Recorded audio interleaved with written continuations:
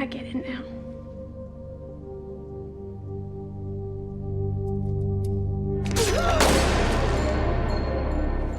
I'm Enigma and I'm a qualified body language analyst and private investigator. And today I'm going to be reacting to Season 5, Episode 8 of The Walking Dead, where the group attempts a tense prisoner exchange, with the police officers running Grady Memorial Hospital. After being held under the leader's authoritarian dictatorship, Beth refuses to accept the cycle of control, and in a final act of defiance, stabs the leader of the group, leading to this utterly tragic scene. So, let's take a look.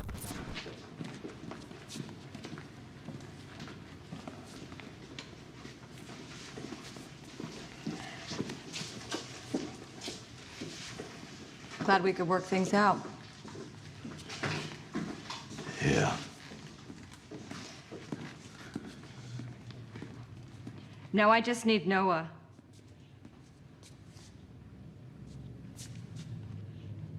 And then you can leave.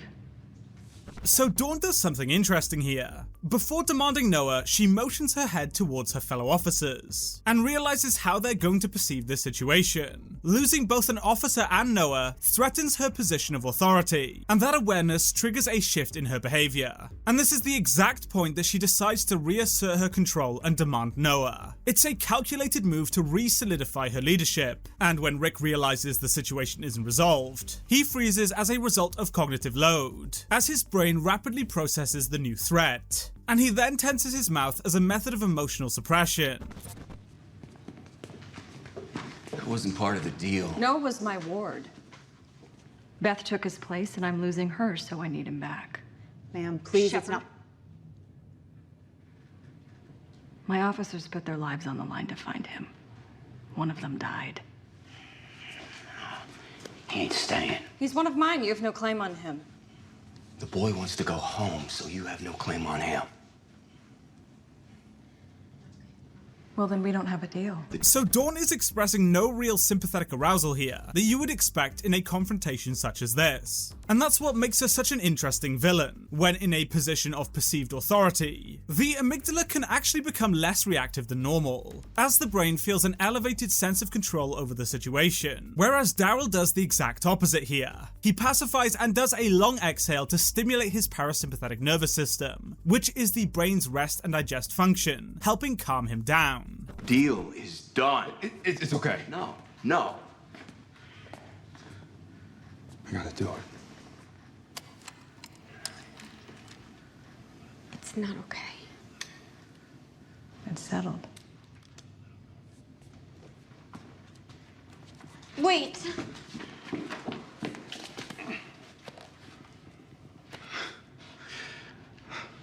It's okay. I knew you'd be back.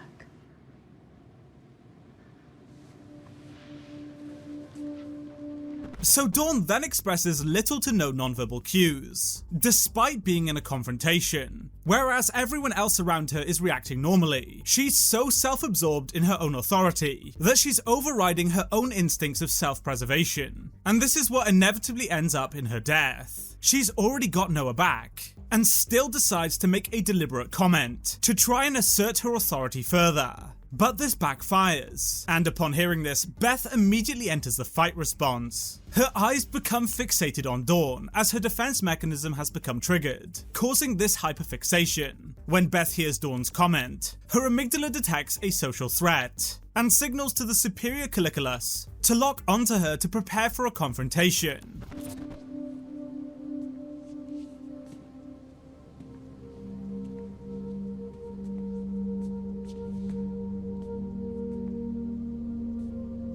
I get it now.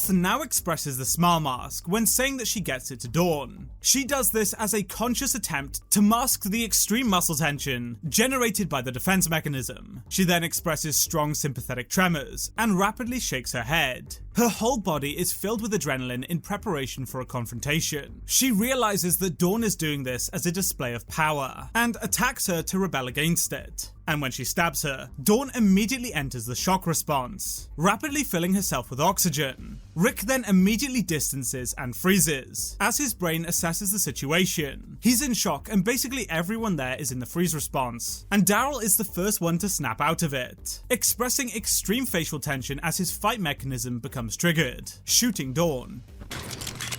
No, hold your fire! It's over. It was just about her. Stand down.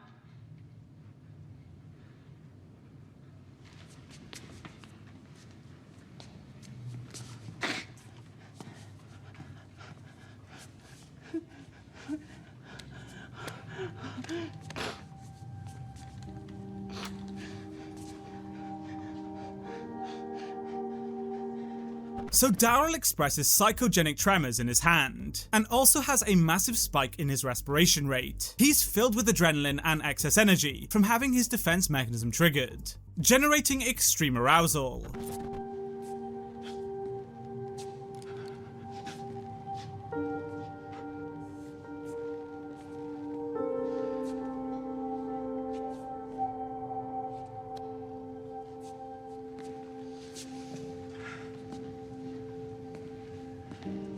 You can stay. We're surviving here. It's better than out there. No. I'm taking anyone back there who wants to leave. If you want to come with us, just step forward now.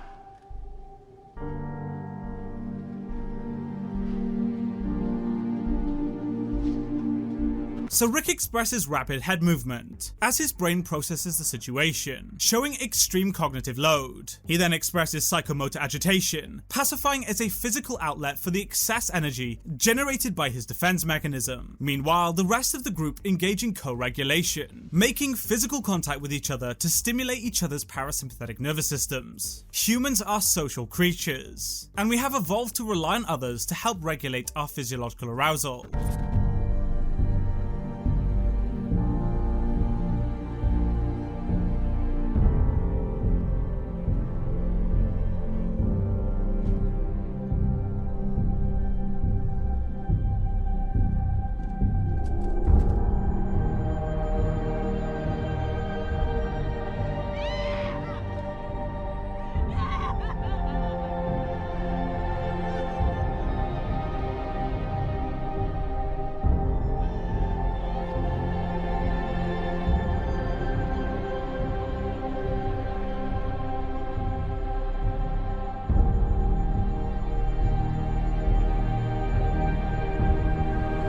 The moment Maggie realizes that Beth is dead, she immediately performs a grounding behavior and drops to the floor. And this is a protective, stabilizing response, allowing her body to manage extreme emotional arousal and maintain a sense of control while experiencing extreme stress. Overall, this is a really well acted and detailed scene.